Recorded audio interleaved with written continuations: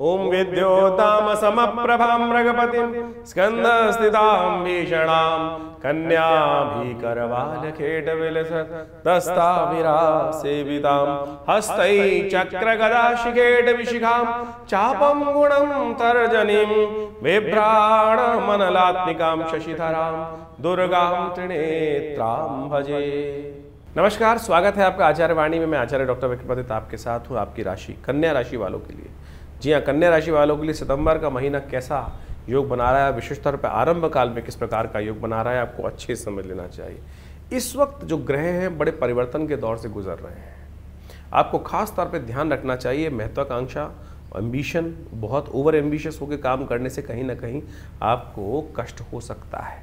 ध्यान रखना चाहिए आपको खास तौर पर। जब लक्ष्य सिद्धि नहीं होती है तो मन में बहुत ज़्यादा कई प्रकार के कष्ट उत्पन्न होने के योग बन जाते हैं। इस वक्त आप जिस समय से गुजर रहे हैं वहाँ कई बार ऐसा लगता है कि आप आग में कूदने का काम कर सकते हैं, अपनी औकात से बाहर जाकर चीज़ों को पकड़ने का प्रयास कर सकते हैं। तो ऐसे में थोड़ा सावधान होकर चलने की ज़रूरत है। ये डगर जो है वो थोड़ी सी डगमगाती दिखाई दे रही है आपके लिए, आपकी राशि कन्या राशि वालों खासतौर पर। बहुत सारे लोग कहेंगे कि ये नेगेटिव बात बता रहे हैं ना। नेगेटिव बात जो आ रही है वो सही समय पर समझ लेना, ज्योतिष का यही तो प्रभाव है।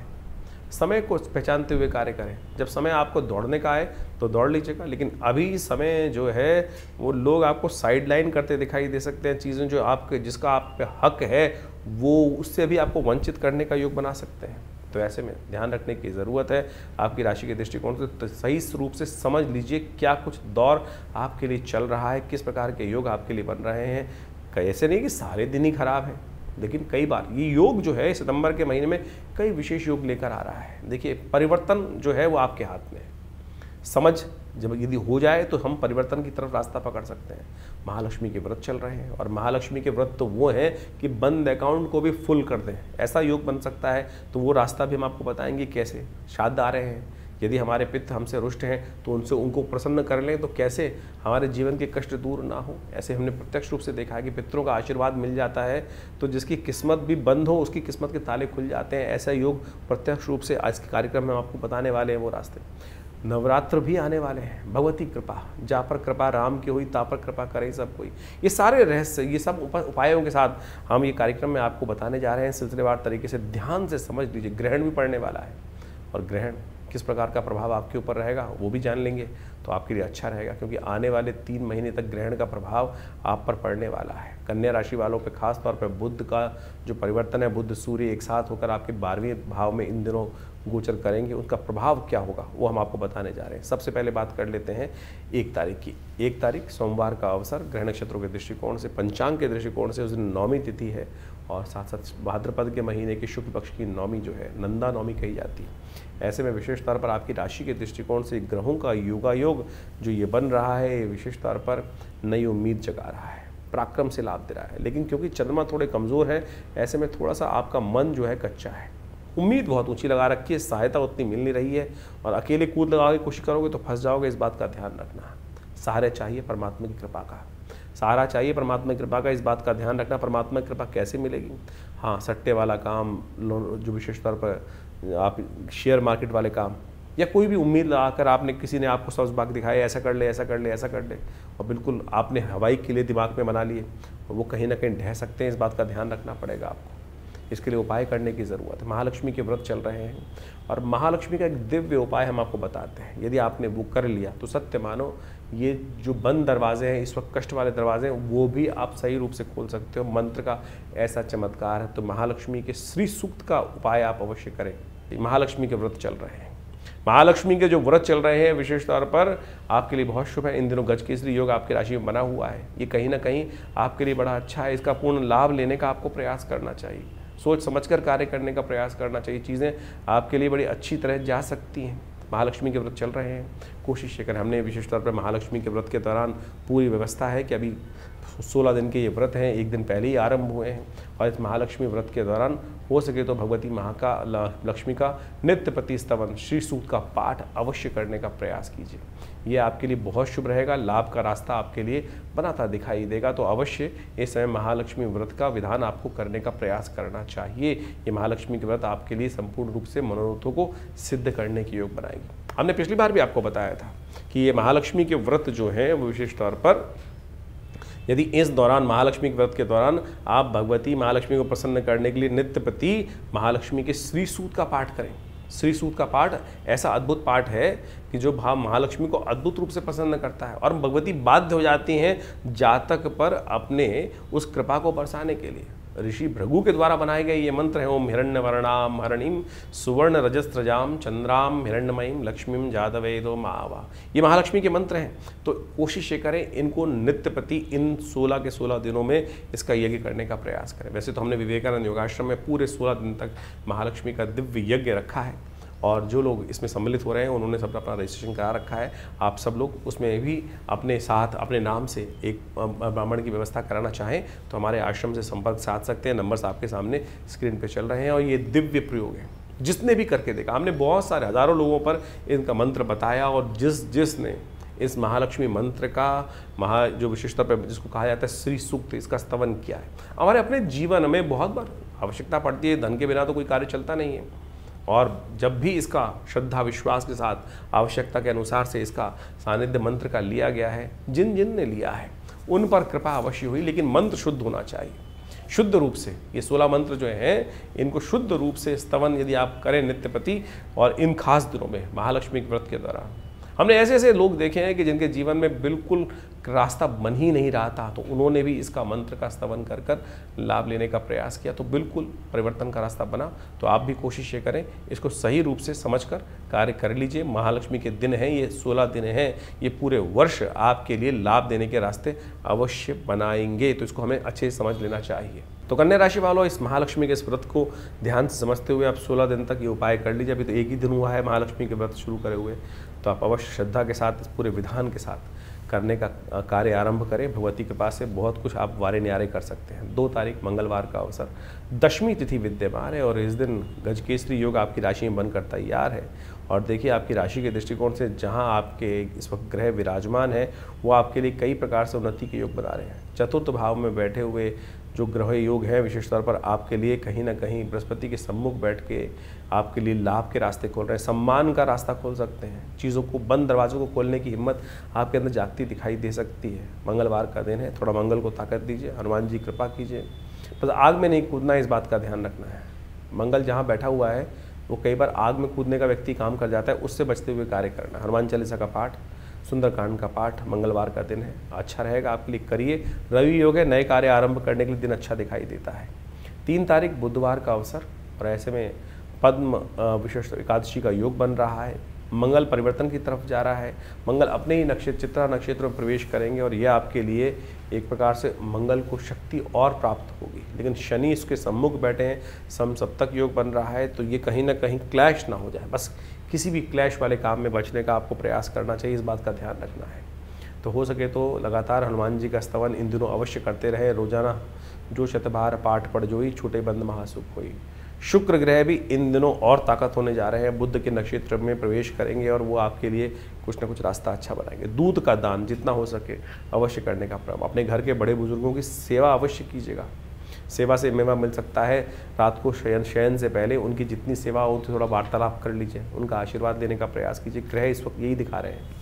और एकादशी है, भगवान विष्णु का तो सुंदर स्तवन अवश्य कीजिएगा, व्रत हो सके तो अवश्य रखें। 4 तारीख बृहस्पतिवार का अवसर, द्वादशी तिथि विद्यमान है। ग्रह परिवर्तन की सूचना दे रहे हैं और ये परिवर्तन आपके लिए खराब नहीं है, अच्छा है। ये परिवर्तन विशेष तौर पर विजय के योग बनाता दिखाई दे रहा है। अपने इस विचार, अपनी चीज़ों पर समझते हुए चलें। बस आप इस बात का ध्यान रखना है कि चादर को उतना ही फैलाना है जितनी हमारी औकात हो। औकात से बाहर जाके काम ना कीजिएगा। बस वो चीज़ अगर ध्यान रख ली तो आप बहुत अच्छा कर सकते हैं। ब्राह्मण जयंती है इस दिन, हो सके तो ब्राह्मणों की सेवा करें, ब्राह्मणों का आशीर्वाद लेने का प्रयास करें, वो आपके लिए बहुत अच्छा रहेगा। भगवान विष्णु का स्तवन, शालिग्राम जी का पूजन करें, कल्याण होने के योग बनेंगे।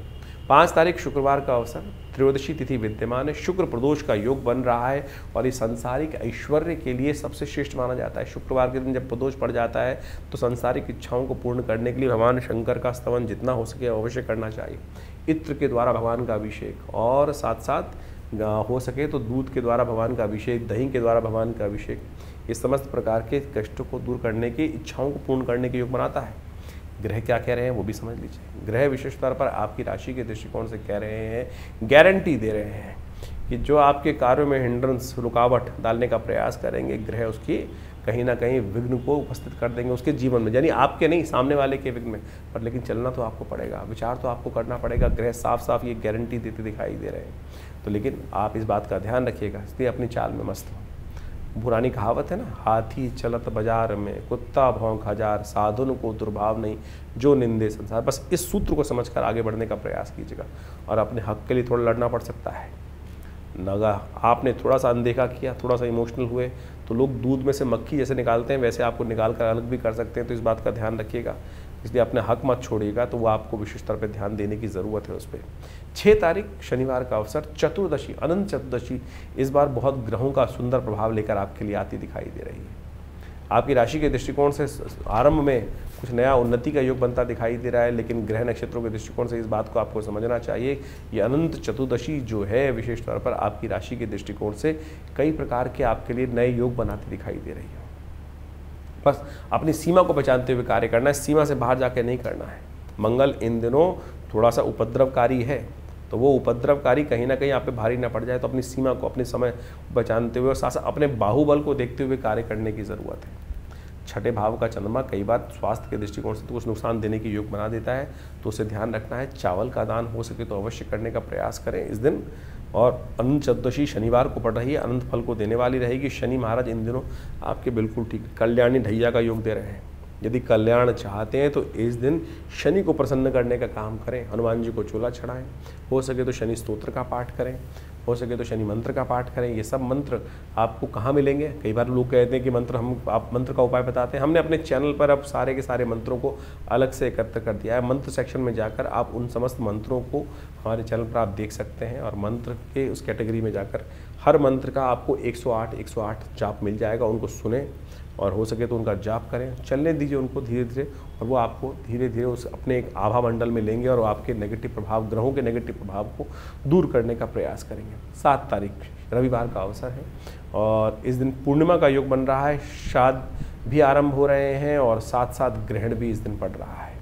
ग्रह नक्षत्रों के दृष्टिकोण से समझ लेना चाहिए ग्रहण का प्रभाव किस प्रकार का रहेगा आपके लिए। ग्रहण का प्रभाव आपकी राशि के दृष्टिकोण से यदि हम देखें तो विशेष तौर पर आपकी राशि में कहीं ना कहीं शारीरिक कष्ट होने के योग बन सकते हैं। ध्यान रखना है आपकी राशि, क्योंकि आपकी राशि के दृष्टिकोण से ग्रहण का प्रभाव जो है वो कहीं ना कहीं शारीरिक, 6ठे भाव में आपके ग्रहण पड़ रहा है, आपकी राशि के दृष्टिकोण से शारीरिक कष्ट देने के योग बना सकता है, मानसिक तौर पर वेदना देने के योग बना सकता है। तो उन सब से बचने के लिए कुछ खास उपाय, सतनाजे का दान आपको करना सबसे श्रेष्ठ रहेगा। सतनाजे का दान आपकी राशि के दृष्टिकोण से आप करें, यह बहुत ज़रूरी है। गौशाला में सतनाजे को पहुंचा दें, ये उपाय आपके लिए सबसे श्रेष्ठ रहेगा। गौशाला के निमित्त आप गाय के निमित्त जो भी हो सकता है, ज्वार, बाजरा या सतनाजा, ये अवश्य इस बात का ध्यान रखते हुए कार्य करने। इस दिन विशेष तौर पर एक बात और समझें कि ग्रहण का प्रभाव क्या है, वो हम आपको समझाने जा रहे हैं। भाद्रपद पूर्णिमा के दिन चंद्र ग्रहण लग रहा है और ये ग्रहण बहुत विशेष है। इस ग्रहण को आपको अच्छे से समझ लेना चाहिए, ग्रहण किस कारण से कहाँ पड़ रहा है और किसका प्रभाव किस प्रकार से होगा। ये ग्रहण जो है 3.5 घंटे का ग्रहण है और पूरे भारत में सब जगह दृश्य रहने वाला है। इसका प्रभाव भी बड़ा विचित्र प्रकार से जीवन पर पड़ने के योग बनने वाले हैं। चंद्रमा जिस प्रकार से शनि की राशि में स्थित होकर ये ग्रहण का योग बना रहे हैं, ये पूरी तरह से मन का और जो प्रभाव है वो विशेष तौर पर हर राशि के अनुसार से इसका प्रभाव होगा। और उसके अनुसार से देखिए, चंद्र ग्रहण, सूर्य ग्रहण जो है वो भारतीय संस्कृति में ये पर्व काल बताए गए हैं। बहुत सारे लोगों ने इसको भ्रांति बना लिया और पता नहीं बहुत सारे ऐसे ऐसे नियम बना दिए गए हैं जिनका शास्त्र में कहीं कोई औचित्य नहीं है। जैसे जैसे काल पद्धति आती गई, लोगों ने इसको अपने अनुसार से बहुत अनेक प्रकार से अपनी भावनाएं पता नहीं कहाँ कहाँ करती गई। और एक बात समझें कि ग्रहण कोई अशुभ काल नहीं है। ग्रहण एक पर्व काल के रूप में ज्योतिष विज्ञान के अनुसार जब पंचांगकर्ता लिखते हैं तो उसके संपूर्ण ग्रहण को पर्व काल कहा जाता है। और ये केवल विशुद्ध आध्यात्मिक है, अपनी आत्मिक उन्नति, जीवन के कष्टों को दूर करने के लिए वो काल बताया गया है। इसका प्रभाव लोगों ने इसका अनुभव किया और उसकी छाया जो होती है वो कभी शुभ नहीं होती। इसकी छाया से बचने के लिए अनेक बहुत प्रभाव होता है। हमने अनेक केस देखे हैं। हमारे एक परिवार में व्यक्ति थे और कहा जाता है, उन्होंने जब देखा, हमने वो घटना स्वयं देखी है कि उनकी माता जी ग्रहण काल में सो गई थी और जब उनका जन्म हुआ तो उनके कान कई प्रकार से बंद थे, बहुत सारी शारीरिक तौर पे विक्षिप्तियाँ थी। तो ऐसा घटनाएं बहुत सारी होती हैं। उसी घटना को बचाने के लिए शास्त्र में कहा गया है कि ऐसे समय में केवल हमको भगवान परमात्मा का भजन करने का प्रयास करना चाहिए और उस छाया को दर्शन में नहीं जाना चाहिए। छाया उस यानी आप घूमते फिरें, बहुत सारे लोग तो ऐसे भी हैं कि घूमते फिरते रहते हैं, कुछ प्रभाव नहीं होता है। शास्त्र में प्राचीन काल में ऋषियों ने इस पर शोध किया कि जो ग्रहण की किरणें होती हैं, ग्रहण का समय होता है, उसकी छाया किसी प्रकार भी शुभ नहीं मानी जाती थी, इसीलिए उससे बचने के लिए। अब आप समझे, सूर्य ग्रहण पड़ रहा हो, लोग देखने का प्रयास करते थे, खगोलीय घटना तो है, जो बाहर के वैज्ञानिक हैं वो ये केवल कहते खगोलीय घटना तो है, उसका प्रभाव पड़ रहा है, अगर देखोगे तो आंखें अंधी हो जाएंगी। आप उसकी जो ग्रिडल होती है उसको देखने के लिए, उस अंगूठी को निकलते हुए देखने के लिए लोग कितने लालायित होते हैं। देख लीजिए खुली आंखों से, क्यों प्रभाव नहीं है? ग्रहण का प्रभाव है, खुली आंखों से देखोगे खगोलीय घटना को तो आंखों में प्रभाव पड़ेगा। जब उसका प्रत्यक्ष प्रभाव है तो सूक्ष्म प्रभाव भी होगा, और ज्योतिष ने, हमारे आचार्यों ने, ऋषि मुनियों ने उसके प्रत्यक्ष के साथ साथ सूक्ष्म प्रभाव को भी समझने का प्रयास किया। तो इस प्रकार से बहुत सारे आप बच्चे देखते होंगे, कई बार क्या होता है कि ग्रहण काल में जो बच्चे जन्म लेते हैं, उसके आसपास जन्म लेते हैं और उनकी माता जी की छाया ग्रहण की पड़ गई होती है, तो कई प्रकार के पैचेस स्किन पर भी आने के योग बन जाते हैं। ज्योतिष ने इस प्रकार को भी अध्ययन किया कि जो पैचेस हैं, अंग भंग हैं, वो सब उसके कारण से हो जाते हैं, तो उससे बचने का प्रयास करना चाहिए। इसलिए कहा जाता है कि ग्रहण काल में बाहर ना निकलें। और क्या कहा जाता है, और अगर एक नियम बनाया गया, एक बहुत विशेष तौर पे समझने का नियम है, ग्रहण जो विशेष तौर पे साधना करना चाहता है उसके लिए कहा गया कि उस समय भोजन ना करें, और भोजन ना करें उस समय बैठकर भजन करें, परमात्मा का आराधना करने का प्रयास करें। और यदि वो नहीं करेंगे तो क्या होता है उसके लिए, और उसके साथ साथ ये नियम बताया कि उनके लिए नियम है कि आप ग्रहण का जब सूतक काल आरंभ हो जाए तो आप भोजन ना करें, और उस समय अपने आप को तैयार करें। जब ग्रहण आ जाए तो उस समय साधना करें, मंत्र जप करें और दान पुण्य करें। ग्रहण के आरंभ में आपको स्नान करना चाहिए, ग्रहण काल में यज्ञ करना चाहिए, और ग्रहांते दानम, ग्रहण के अंत में दान करने की व्यवस्था है। ये नहीं तो बहुत सारे लोग क्या करते हैं कि ग्रहण काल में कौन दान लेगा? ग्रहण काल के अंत में हमें दान देने का प्रयास करना चाहिए। ग्रहण काल में जो कार्य किया जाता है, कहा जाता है उसका 100 गुना अधिक प्रभाव पड़ता है। तो इसलिए ग्रहण को पर्व कहा गया है। जो मंत्र आप जब साधारण समय में करेंगे, यदि मानसिक तौर पर ग्रहण के समय में उस मानसिक जप को कर लें तो उसका कई गुना अधिक प्रभाव हो जाता है। ग्रहण काल में यदि यज्ञ कर लें तो उसका जो वैसे ही मंत्र जप से कई 10 गुना अधिक प्रभाव यज्ञ के जप का बताया गया, मंत्र के जप का से ज़्यादा 10 गुना प्रभाव यज्ञ का बताया गया है। और वही यदि ग्रहण काल में कर लेंगे तो कई गुना अधिक उसका प्रभाव, 100 गुना अधिक प्रभाव उस कर्म का उस समय में होता है। एक बार मैं कार्य कर रहा था, बहुत सारे एक व्यक्ति ने मुझसे बड़ा अजीब सा प्रश्न किया कि ग्रहण काल में हम तो शारीरिक संबंध बनाएंगे, ग्रहण काल में शारीरिक संबंध बनाने। मैंने तुम नहीं हो, पहले तुमसे भी पहले बहुत सारे हुए हैं, तुमसे भी पहले इस कार्य करने के लिए बहुत सारे हुए हैं। केकसी का वर्णन शास्त्र में आता है, रावण की माता का। कहा जाता है कि ग्रहण एक संधि काल है, ग्रहण एक संधि काल है, और संधि काल के अंदर हमें केवल परमात्मा का स्मरण करने का प्रयास करना चाहिए। केकसी ने संधि काल के अंदर, ऐसे ही समय के अंदर शारीरिक संबंध बना है, और कहा जाता है कि रावण की उत्पत्ति उसी लिए हुई, उसी काल में संपर्क बनाने के कारण से वो समय जिस कार्य के लिए जो श्रेष्ठ कार्य है उसको ही हमें समझने का प्रयास करना चाहिए। लोग समझते नहीं हैं। शास्त्र में इस कथा को वर्णित किया गया है कि संध्या काल में, और ऋषि कह रहे थे अरे क्या करने जा रही हो तुम, इस समय में परमात्मा कामातुर होकर इस समय का संबंध बनाने का समय नहीं है, ये समय कुछ और होता है। लेकिन केकसी मानी नहीं, और केकसी ने उसके कारण से ही रावण की उत्पत्ति हुई। तो यानी आप समझे कि बहुत सारे लोग आज की तारीख में खुराफात दिमाग में लोगों को चलती रहती है, और जैसी खुराफात आपने जो प्रश्न आपके मन में उठ रहे हैं, हमारे शास्त्र इतने बड़े हैं कि कहीं ना कहीं उस आपसे पहले वो प्रश्न लोगों के मन में उठ चुके हैं। और इस प्रकार के जब मैं एक प्रोग्राम कर रहा था तो मुझे याद आ गया, तो ये ऐसा प्रश्न एक व्यक्ति ने मुझसे किया, तो मैंने यही सार उस समय उपस्थित किया था कि आप पहले नहीं है भैया, आपसे भी पहले बहुत सारे लोग इस प्रकार का व्यभिचार कर्म कर चुके हैं, तो उसका प्रभाव होता है। तो आप समझें, ये ग्रहण काल जो है, ये पर्वकाल जो इस दिन बनने जा रहा है, जो समय चंद्र ग्रहण का बन रहा है 3.5 घंटे का रहेगा, करीब रात्रि में भारत के टाइम के अनुसार से समझें तो करीब 21 बज के यानी 9:57 पे शुरू होगा ये समय, और रात्रि में अगले दिन जो समय रहेगा, जिसको गणनाओं में लिखा जाता है 25:27 यानी रात को 1:27 तक ये ग्रहण काल चलने वाला है। कोशिश करें इस समय भगवान के नाम का स्मरण करें। हमने विवेकानंद योगाश्रम में इस पूरे ग्रहण काल के अंदर यज्ञ रखा है, और उसमें बहुत सारे विभिन्न मंत्रों का, विभिन्न प्रयोगों का हम सामूहिक तौर पे बहुत सारे कार्य करते ही आए हैं। और ऐसे में कहा जाता है कि अपने कष्टों को दूर करने के लिए हमें अवश्य कुछ ना कुछ भगवान का स्मरण, मंत्र जप अवश्य अपने रूप में रहने का प्रयास करना चाहिए। उससे आपके जीवन में कष्ट दूर होने का योग बनेगा। ये सिद्धांतिक तौर पर हमें समझ लेना चाहिए। ये बिल्कुल सत्य प्रमाणित चीज़ें हैं, इसमें कहीं कोई कपोल कल्पित नहीं है। आप समझें, ग्रहण काल के अंदर क्या कहा जाता है कि अगर ग्रहण के पंचांग के अंदर नियम सोचें कि जो ये नियम है ये साधक के लिए हैं। अबाल, जो बच्चे छोटे हैं, जो बच्चे हैं, प्लस जो वृद्ध है या बीमार है, वो दवाई भी खा सकते हैं, वो अपना भोजन भी कर सकते हैं। ये भोजन का नियम जो है, यदि ये वो नियम होता कि ऐसे में कुछ विकड़ने पड़ती हैं और विकड़ने पड़ने से भोजन सब खराब हो जाता है, तो फिर क्यों बच्चों को और वृद्धों को और साथ साथ जो बीमार हैं उनको उससे नियम से हटा दिया गया? अब ये भ्रांति कहाँ से फैली? पंचांग, किसी पंचांग को उठा के देखो, उसके अंदर पंचांग करता या ग्रहण के नियम के वली के अंदर ये लिखा गया है कि ये जो नियम है इसमें बच्चों के लिए नियम नहीं है। ये नियम जो है वृद्धों के लिए नहीं है, बीमारों के लिए नहीं है। वो अपनी जो नियम कर रहे हैं वो कर सकते हैं। ये साधना के नियम है। तो आज जो एक से एक विद्वान लोग उपस्थित हो जाते हैं और कह देते हैं कि खाना खराब हो गया, ऐसा हो गया, वैसा हो गया, ये बाह्य बातें लोगों ने उपस्थित कर दी। तो इसको उस प्रकार से ना लें। मैंने आपके समक्ष, हमने यहाँ में बहुत छोटा सा एक विवेचना यहाँ अपनी मति के अनुसार से उपस्थित करने का प्रयास किया है।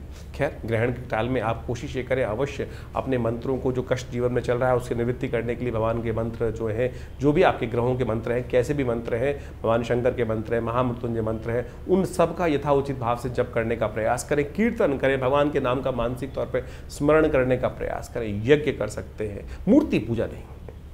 मूर्ति पूजा उस समय में नहीं करनी चाहिए। शास्त्र में मूर्ति को ढक दिया जाता है, शास्त्र के दृष्टिकोण से मना कर दिया जाता है कि मूर्ति को स्पर्श करना, क्योंकि वो सूतक काल माना जाता है, मूर्ति को स्पर्श ना करें। हाँ, यज्ञ कर सकते हैं। ये आर्णिक, सूत्रावली, बहुत सारे ग्रंथों में इसको कहा गया है। मंत्र महार्णव इत्यादि समस्त ग्रंथों में, नियम में, धर्म सिंधु के अंदर इस बात को वर्णित किया गया है कि ग्रहण के आरंभ काल में हमको क्या करना चाहिए। ग्रहण के आरंभे, ग्रहण आरंभे हमको स्नान करना चाहिए, ग्रहण काले यज्ञ करना चाहिए, ग्रहणांते हमें दान करने का प्रयास करना चाहिए। तो आपकी राशि के अनुसार से क्या कुछ होने वाला है वो भी आपको समझने को मिलेगा। बहुत बढ़िया तरह से हमने इन सब चीज़ों को यहाँ रखने का प्रयास किया है।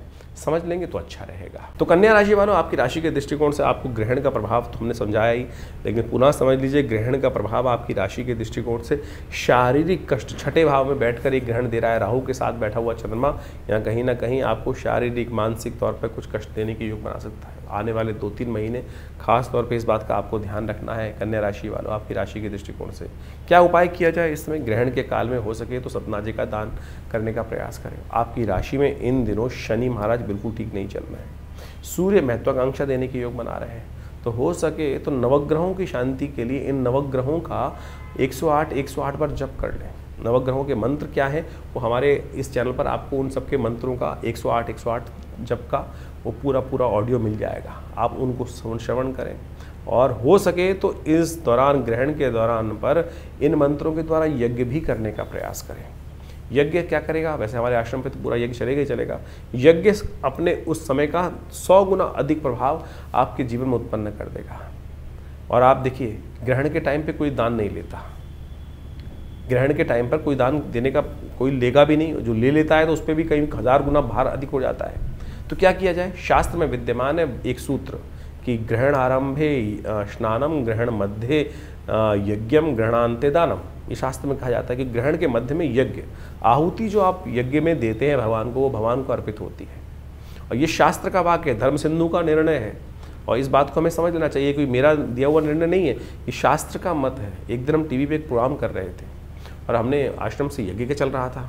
एक महान विद्वान पंडित जो टीवी पर बहुत ऑर्नामेंट पहन के, मालाएं, कुंडल उंडल पहन के आते हैं, उन्होंने एक बात ऐसी विद्वत्तापूर्ण, मूर्खतापूर्ण कहूँगा, तथाकथित विद्वत्तापूर्ण बात कही कि जब हम खुद नहीं भोजन कर सकते हैं ग्रहण काल में, तो देवताओं को भोजन करने के लिए किस प्रकार से दे सकते हैं? ऐसा विद्वत्ता, मतलब मूर्खतापूर्ण उन्होंने बात बोली टीवी पर। और बोले मैंने धर्म सिंधु में, मैं धर्म सिंधु का वाक्य ही आपके समक्ष रख रहा हूँ। ग्रहण आरंभे स्नानम, ग्रहण काले दानम, ग्रहण मध्य दानम, ग्रहणांते जो ग्रहण मध्य यज्ञम, ग्रहणांते दानम, ये शास्त्र में वाक्य है। तो इस बात को समझना चाहिए कि जो हम आहुति अर्पित कर रहे हैं वो देवता के निमित्त प्राप्त करा रहे हैं, जो अर्पण हो रहा है वो देवता के निमित्त है, वो आहुति देवता को प्राप्त हो रही है। तो इस बात का हमें ध्यान रखना चाहिए कि सबसे श्रेष्ठ है। कुछ लोग हैं जो आपको दिग्भ्रमित करने का प्रयास कर सकते हैं, लेकिन शास्त्र वाक्य सबसे श्रेष्ठ है, तो उसको आपको समझ लेना चाहिए। तो ये समय आपके लिए श्रेष्ठ रहेगा, क्योंकि ग्रहण काल आपके लिए भारी है, तो इसका उपाय इस प्रकार से करेंगे तो बहुत अच्छा रहेगा आपके लिए। एक बात और ध्यान रखने की, क्योंकि इस दिन से आपके वो भी आरंभ हो रहे हैं श्राद्ध भी, तो श्राद्ध का निमित्त कैसे किया जाए, तो ग्रहण जो चंद्र ग्रहण का सूतक है वो 10 घंटे पहले लगता है, तो सुबह 10 बजे से पहले आप सत्यनारायण की कथा भी कर लीजिए, हो सके तो जिनका श्राद्ध उस दिन होना है तो तर्पण इत्यादि सुबह 10 बजे से पहले करवा कर निवृत्त हो जाइए। सूतक 10 बजे के बाद लगेगा, तो आप इस समय से इसका कार्य भी पूरा कर सकते हैं। तो हर चीज़ का रास्ता शास्त्र में विद्यमान बताया गया है। 8 तारीख सोमवार का अवसर, प्रतिपदा, उस दिन तिथि आरंभ हो रही है, आश्विन का महीना आरंभ हो रहा है और आश्विन के महीने की प्रतिपदा तिथि है, ग्रह परिवर्तन की तरफ जा रहे हैं, प्रतिपदा का श्राद्ध इस दिन रहेगा। अब ग्रहणों का प्रभाव आपके लिए क्या रहेगा वो भी आप समझ लें।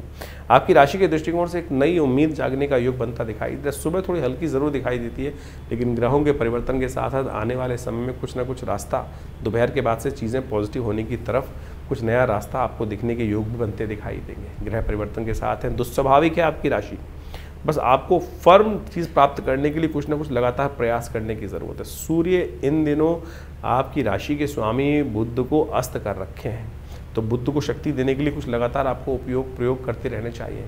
ग्रहण काल जो विशेष तौर पर श्राद्ध का समय चल रहा है, हर रोज़ हो सके तो गाय को थोड़ा सा मीठा डालकर, थोड़ा खीर डालकर रोटी या पूरी अवश्य खिला के आने का प्रयास करें। और हो सके देखिए इससे क्या होगा, आपका बुध को शक्ति प्राप्त होगी और बुध की भी आपकी राशि के दृष्टिकोण से पितरों की निवृत्ति, पितरों को ऋण से निवृत्ति का योग भी बन जाएगा। इस बात का हमें लगातार प्रयास करना चाहिए। 9 तारीख मंगलवार का अवसर, द्वितीय तिथि विद्यमान है और आपकी राशि के दृष्टिकोण से ग्रह कम से कम 60% आपके लिए कुछ रास्ता दिखा रहे हैं, पॉजिटिव रास्ता दिखा रहे हैं। बस महत्वाकांक्षा से आपको बचकर कार्य करना चाहिए। इस बात का ध्यान रखते हुए कार्य करेंगे तो अच्छा रहेगा। मंगल थोड़े नेगेटिव हैं, शनि से दृष्ट हैं, ताकत में आ गए हैं। नेगेटिव इसी बात में है कि आपको आग में कूदने का काम नहीं करना है, तो इसके लिए आप क्या करना चाहिए, आपको हनुमान चालीसा का पाठ इस दिन अवश्य करने का प्रयास करना चाहिए। जिद पर नहीं अड़ना चाहिए कि हम ही कर सकते हैं, हम ही करके दिखाएंगे। थोड़ा चाणक्य नीति का इस्तेमाल करें, शुक्र नीति का इस्तेमाल करने का प्रयास करें कि जो काम आपको नहीं करना है किसी और से करवाने का प्रयास करें। दिखे आप ही लेकिन कर कोई और रहा है, इस बात का युक्ति युक्त तरीके से कार्य करना आपके लिए अच्छा रहेगा। 10 तारीख बुधवार का दिन और ग्रह परिवर्तन का योग बनाते दिखाई दे रहे हैं। यह परिवर्तन थोड़ा सा कहीं ना कहीं दिन अच्छा दिखाई देता है, शाम के समय जाकर थोड़ा सा इमोशनल सेटबैक होने के योग दिखाई दे रहे हैं। इमोशनल पॉइंट ऑफ व्यू से थोड़ा सा चीज़ों को जो है आपको थोड़ा सा मेंटली तौर पर परेशान करने के योग बन सकते हैं, तो उसको ध्यान रखते हुए उसको निमित्त उपाय करने की ज़रूरत है। बुद्ध के निमित्त हो सके तो हरी चीज़ों का दान करने का प्रयास करें। भद्रा इस दिन नए कार्यों में हाथ ना डालीजिएगा, ध्यान करें, अच्छा रहेगा। भद्रा करीब दोपहर को 3:30 बजे तक रहेगी, तो उसके बाद नए कार्यों में कार्य करना ठीक रहेगा। तो राशि के अनुसार से तो आपने अपने दिन पर दिन किस प्रकार के ग्रह योग बन रहे हैं वो आपने बहुत सुंदर तरीके से समझे।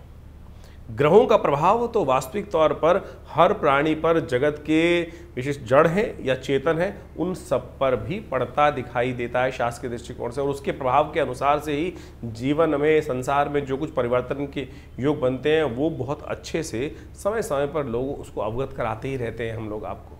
लेकिन आपके जीवन में ग्रहों का प्रभाव किस प्रकार से है और उस आने वाले प्रभाव को समझकर जीवन में परिवर्तन का रास्ता हम सब प्राप्त कर लें, शुभ प्राप्त करने के योग बना लें, वो ज्योतिष का वास्तविक उद्देश्य है और उसको हमें अच्छे समझना चाहिए।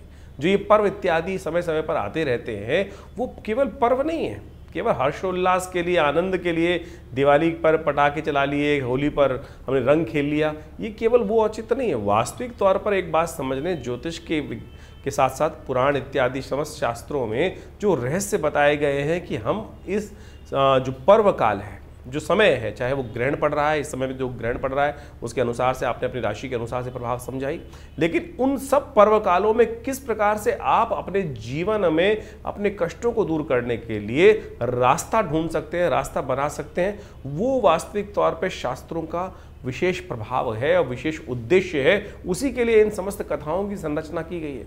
ये केवल इतिहास नहीं है। बहुत सारे लोग केवल इतिहास में केवल आनंद से समय काटने के लिए इन कथाओं का श्रवण कर लेते हैं। नहीं साहब, ये वास्तविक तौर पर हमारे जीवन में उन सिद्धांतों से समझकर अपने जीवन के कष्टों को दूर करने के लिए, समस्याओं को दूर करने के लिए, उस परम लक्ष्य को प्राप्त करने के लिए कि आगे बढ़ सके, जीवन को शुभ कर सके, सबकी सेवा कर सकें, उस भाव को समझने के लिए हमको ये कथाओं के कथानक जो है शास्त्रों में वर्णित किए गए हैं। अभी आपने जिस प्रकार से अपने जो प्रकार से आप समझें ये ग्रहण इत्यादि हो रहे हैं, इसका प्रभाव आपने समझाई।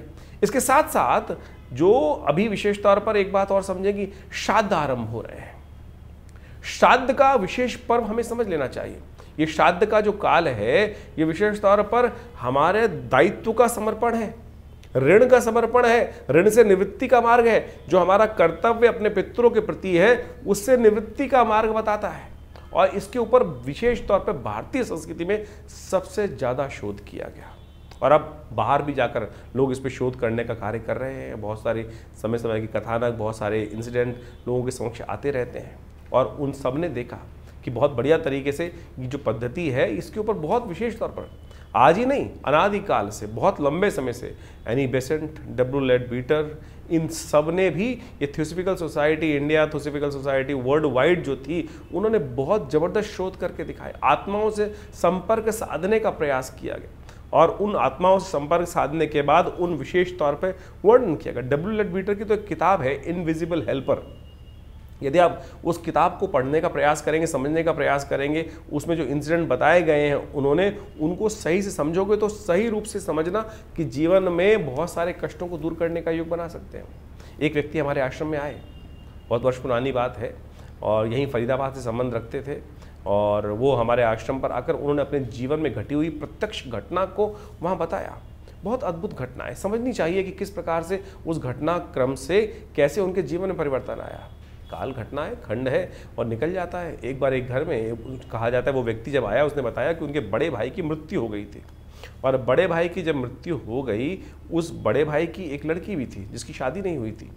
छोटा भाई दायित्व आया बड़े भाई की करने के लिए, कुछ परेशान सा रहता था, कैसे इतना बढ़िया समृद्ध परिवार था नहीं।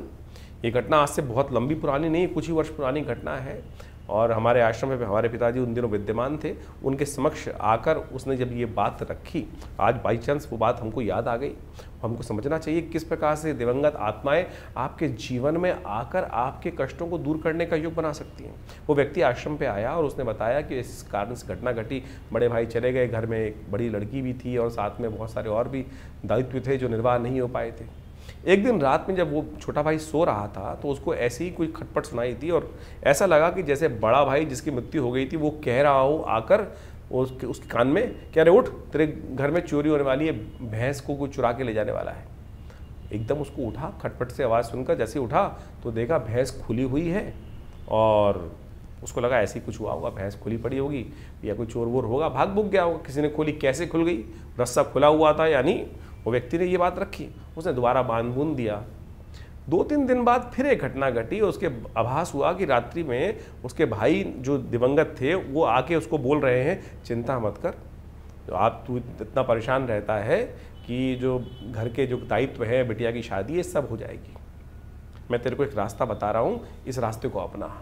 वो जो व्यक्ति गाँव में बैठा था, जो छोटा आदमी था, जो छोटा भाई था, वो सट्टे का काम करता था। सट्टे का काम उन दिनों बहुत ज़्यादा चलता ही है, सट्टे में अनाज की खरीद के उनमें सट्टे का काम करता था। उसने उस भाई को सपने में आके बताया कि इस चीज़ के दाम आने वाले कुछ दिन तक लगातार बढ़ने वाले हैं, थोड़े से पैसे लेके इसमें लगा दियो और जो पैसा फ़ायदा हो उसके द्वारा बिटिया की शादी कर दियो। उसने कुछ दिन देखा और उसके बाद जब वो चीज़ का अनुभव हुआ तो उसने थोड़े से पैसे लेकर उसमें लगाए और उससे उसको लाभ हुआ। यानी वो दिवंगत आत्मा आपके प्रति किस प्रकार से निष्ठावान है, आपके भी पूर्वज आपके प्रति सुंदर रूप से निष्ठा रखते हैं। बहुत सारे लोगों ने ये भ्रांति फैला दी कि पितृ रुष्ट हो गए। पितृ रुष्ट, अरे पितृ रुष्ट कभी क्यों? आपके माता पिता बड़े बुजुर्ग आपसे रुष्ट नहीं होते। आप अपना कर्तव्य का पालन नहीं करते हैं। कर्तव्य जो निष्ठ नहीं है, जो उनको क्या चाहिए, उनको आपके पितरों को क्या चाहिए? केवल जल ही तो चाहिए, समर्पण चाहिए, श्रद्धा का समर्पण ही तो चाहिए। जो शास्त्र में कहा गया है कि भाई तुमको ब्राह्मण भोजन करा दो, गरीब को अन्न करा दो, गाय को ग्रास डाल दो, यही तो कहा गया है। इसी से पितृ ऋण से निवृत्ति हो जाती है। पितृ दोष नहीं होता, पितृ ऋण है जो आपके ऊपर चलकर परेशान करता है। हम भूलते चले जा रहे हैं उन दिवंगत आत्माओं को जिनके प्रति हमारा कर्तव्य था। पुराने जमाने में कोई भी शादी हो, ब्याह हो, अपने पितरों के निमित्त एक थाली निकालने की व्यवस्था चलती थी और वो पितृ रहते हैं आपके आसपास, कहीं दूर नहीं जाते। हमारे शास्त्रों में 3 पीढ़ी तक हर व्यक्ति को, चाहे छोटा भाई है, चाहे बड़ा भाई है, चाहे बहन है, चाहे स्त्री है, चाहे पुरुष है, हर व्यक्ति को अपने पितरों के निमित्त वो तर्पण करना, वो भोजन कराना, गरीबों को भोजन कराना शास्त्र में वर्णित है। केवल ब्राह्मण को ही नहीं, इस बात को कि बहुत ब्राह्मण यदि जमा सके तो बहुत श्रेष्ठ है। भारतीय संस्कृति में जिस प्रकार से बताया है, नहीं तो किसी भी भिक्षुक को, किसी भी गाय को, बहुत सारे शास्त्र में कथाएं आई हैं कि ब्राह्मण नहीं मिल रहे थे लोगों को तो गऊ को भी खिलाया लोगों ने, और वही कर्तव्य शास्त्र में बिल्कुल ठीक हुआ। तो आप समझें कि भारतीय संस्कृति में जो ये बात बताई गई, जो श्राद्ध आ रहा है, इसका ध्यान रखिएगा। अपने पितरों के निमित्त नित्य प्रति यदि ये 5 कर्म कर सके, एक तो ब्राह्मण भोजन, गऊ को ग्रास निकालना, और उसके अलावा कोशिश करें गायत्री जप या यज्ञ अपने पितरों के निमित्त अवश्य यथाउचित भाव से कम 1 माला स्वयं कर सकते हैं। मानसिक तौर पर माला लेके बैठ जाएं और अवश्य उनके निमित्त कर दें, हाथ में जल लेकर उनको उसका कहते हैं कि दिवंगत आत्माओं की आत्म शांति के लिए उनके लिए किया गायत्री का जप कर लीजिए। और साथ साथ तर्पण इत्यादि, तर्पण करना, तर्पण हर रोज आपको करने के प्रयास करना चाहिए। थोड़ा जल लेकर इस पितृ तीर्थ से, अंगूठे से लेकर इस क्षेत्र से, इन पूरे के पूरे जो 16 दिन पड़ेंगे, पितृपक्ष जो आता है, हर रोज अपने जिसमें जो भी दिवंगत आपको याद है, ऋषि तर्पण, पितृ तर्पण, हमें दिवंगत जो करना चाहिए अवश्य शास्त्र में नियम है, उनको करने का पूरा विधान शास्त्र में वर्णित है। किसी अच्छे विद्वान ब्राह्मण के द्वारा करा देंगे तो बहुत अच्छा लगेगा। तो ये सब चीज़ें, अभी तो एक बहुत बड़ी घटना घटी, विश्व के एक बहुत बड़े, अमेरिका के एक बहुत बड़े एक्टर हैं, उनके परिवार में किसी की मृत्यु हुई और वो व्यक्ति, जो लड़का था उनका, वो बार बार उनके सपनों में आ रहा था और सपने आके उसको लगता था कि ये स्थिति इसकी अच्छी नहीं है। बहुत कुछ उसने अपने धर्म के अनुसार से, ईसाईयत के अनुसार से करने का प्रयास किया, लेकिन वो बहुत से डॉक्टरों को दिखाया, एक बहुत बड़ा एक्टर है, और उनके साथ वो घटना घटी। और फिर वो भारत में आते हैं और जब कुछ कई साइकोलॉजिकल, उनको लगा कि साइकोलॉजिकल डिसऑर्डर हो गया, साइकेट्रिस्ट को दिखाया, बहुत सारे, जिस प्रकार से कोई रास्ता नहीं निकल रहा था। लेकिन फिर जब भारत में आए और संपूर्ण रूप से तर्पण इत्यादि का जो कार्य जो भारतीय संस्कृति में बताया गया, विद्वानों के द्वारा कराया गया, फिर उसने अपनी ऑब्जर्वेशन लिखी है कि नहीं, उसके बाद से वो समस्या है। तो हमारे पास तो लगातार इस प्रकार के लोग पूरे विश्व से आते ही हैं, और जो जो पद्धति हमने कराई, जो जो पद्धति शास्त्र में वर्णित है, वो सब हमने कराई। तो आप सत्य माने, वो जो कष्ट जीवन में चल रहा था, लगातार आत्माएं आके परेशान, अगर आपके सपने में कोई दिवंगत आत्मा बार बार आ रही है, आपके पितरों के निमित्त जो आत्मा आ रही है और वो किसी अच्छी अवस्था में नहीं है, तो समझ लीजिए कहीं ना कहीं पितृऋण है और वो अपेक्षा कर रही हैं आपके साथ कि हमको अपना, आपके कर्तव्य जो है वो सही से नहीं कर पा रहे हैं। तो उनके लिए गायत्री जप करा दीजिए, गायत्री 1.25 लाख गायत्री जप कराना। और इन श्राद्ध काल, वैसे तो हर रोज़ हमारे यहाँ तो कहा गया है कि हर लड़के को, लड़की को अपने जो पितृगण हैं उनके निमित्त थोड़ा सा तर्पण अवश्य करना चाहिए। नित्य प्रति देवताओं की पूजा करते वक्त जो संध्या वंदन किया जाता है, उसके साथ पितरों के निमित्त तर्पण करना भी शास्त्र में बहुत ज़रूरी बताया गया है, तो आप अवश्य करें। हमने इस पितृपक्ष में आश्रम पर विशेष व्यवस्था करा रखी है कि जो जो अपने पितरों के निमित्त गायत्री यज्ञ कराना चाहते हैं, या जो विशेष तौर पर उनके निमित्त ब्राह्मण भोजन इत्यादि समस्त कार्य यदि घर पे नहीं कर पा रहे हैं, तो कम से कम अवश्य हमारे आश्रम पर पूर्ण व्यवस्था उनकी रहेगी। अपने पितरों के निमित्त गायत्री जप इत्यादि समस्त जो शास्त्र वर्णन तरीके हैं दिवंगत आत्माओं की आत्म शांति के लिए अवश्य कराने का प्रयास करें, और देखेंगे उससे मन शांति प्राप्त होती है। मन के बहुत सारे भार जो हैं, बार बार इस प्रकार की समस्याओं को ठीक करने के लिए खुद कर सके तो बहुत बढ़िया है, खुद कर सके तो बहुत बढ़िया। अपने पितरों के निमित्त एक घटना घटी, हमारे आश्रम पर आने वाला एक जातक था, और वो खूब अच्छा पिताजी के शिष्य रहे और खूब अच्छा, बहुत बढ़िया पैसा वैसा खानदान में छोड़ के गए। और आप सत्य माने कि उनका एक दिन समय आया, शरीर पूरा हो गया, जब उनकी वार्षिक श्राद्ध कर रहे थे उनके घर वाले, तो बाई चांस वो जो कपड़े थे कुछ हल्के, जिस प्रकार के वो पहनते थे वो किसी हल्के कपड़े लेके आए। आप समझे, उस दिवंगत आत्मा ने उस व्यक्ति को आकर बताया कि क्या मैं इतना छोड़ गया, इससे संतुष्टि नहीं हुई, क्या तुम मेरे पहनने लायक कपड़े भी उस प्रकार से नहीं कर सकते। यानी दिवंगत आत्माएं आती हैं और आपसे अपेक्षा रखती हैं इतना ही कर्म करने की आपको आवश्यकता है। बहुत सारे लोग, अभी एक हमारे पास एक व्यक्ति आया, बहुत दिन पहले मैं किसी कार्यक्रम में उपस्थित था और कार्यक्रम में उपस्थित होते हुए था, वहाँ पर उस व्यक्ति ने मुझ प्रश्न किया, शायद टीवी पे ही था, किसी टीवी चैनल पर ही लाइव डिस्कशन चल रहा था, उस पर कॉल किया उसने कि महाराज ये बताएं कि हमारे घर में ऐसी ऐसी घटना तो नहीं हो जाएगी। मैंने कहा क्यों, क्या हुआ? बोले कि कोई बीमार है, अगर वो मर जाएंगे तो हम बर्बाद हो जाएंगे। मैंने कहा ऐसी क्या बात है, क्यों बर्बाद हो जाओगे? बोले हमारे गांव में परंपरा है कि हमारे यहाँ कोई किसी की मृत्यु होने पर पूरे गांव के जो 3-4 हज़ार आदमी उनको भोजन कराने की व्यवस्था करनी पड़ती है और उसी से पितरों की निवृत्ति होती है। ये शास्त्र में कहीं वर्णित नहीं है भाई, शास्त्र में कहीं नहीं कहा गया इस प्रकार की बातें कि आप उधार लो, पैसे नहीं है और उससे लेकर लोगों को भोजन कराओ। यदि पितृ कार्य करने के लिए आप कोई पैसा उधार लेकर अपने पितरों का तर्पण इत्यादि कार्य कर रहे हैं तो पितृ उससे संतुष्ट नहीं होंगे। शास्त्र में वर्णित नहीं है। आपकी जितनी, अगर आप घास भी गाय को खिला देंगे ना तो वो भी वास्तविक तौर पर आपके पितरों के दायित्व से निवृत्ति के लिए, उनकी संतुष्टि के लिए बहुत है। आप भाव भी कर देंगे, तर्पण भी कर देंगे, जल से ही तर्पण हो सकता है और इसका शास्त्र में कोई बहुत पैसा नहीं चाहिए किसी को। ये बात ध्यान रखें कि पैसों से पितृनिवृत्ति नहीं, आपके घर में कोई दिक्कत है बहुत ज़्यादा, इस बात को हमको अच्छे से समझ लेना चाहिए। तो ये सारी बातें हमने आपके समक्ष इसलिए रखी क्योंकि श्राद्ध पक्ष अभी आरंभ हो रहा है, हमने इस कार्यक्रम में आपको बताया। तो अवश्य इन सब चीज़ों को समझकर इनको करने का प्रयास करें, इससे आपके जीवन के बहुत सारे कष्ट दूर होने के योग अद्भुत रूप से बनेंगे। और हमारा ये संस्थान लगातार इनसे संबंध में बहुत सारे कार्य करता ही रहता है, समय समय में बहुत सारे यज्ञ इत्यादि बहुत सारे कार्यक्रम चलते ही रहते हैं। आप सब उनमें जुड़ सकते हैं। हर रविवार को तो विशेष कार्यक्रम यज्ञ का होता ही है, मंगलवार को सुंदरकांड का पाठ होता है और बहुत सारे समय समय पर उत्सव के यज्ञ रहते हैं। अभी नवरात्र का यज्ञ रहेगा बहुत बड़ा, उसमें सम्मिलित सचंडी का सुंदर कार्यक्रम रहेगा। तो ये सब जो उत्सव जिससे हमने आरंभ किया था, ये उत्सव है, ये केवल उत्सव नहीं है, ये केवल पर्व नहीं है, ये हमारे जीवन के कष्टों को दूर करने का सुंदर मार्ग है। तो अवश्य इनको हमें अपनाने का प्रयास करना चाहिए और इनसे वैज्ञानिक विधान जो है इनको समझते हुए कार्य करने का प्रयास करना चाहिए।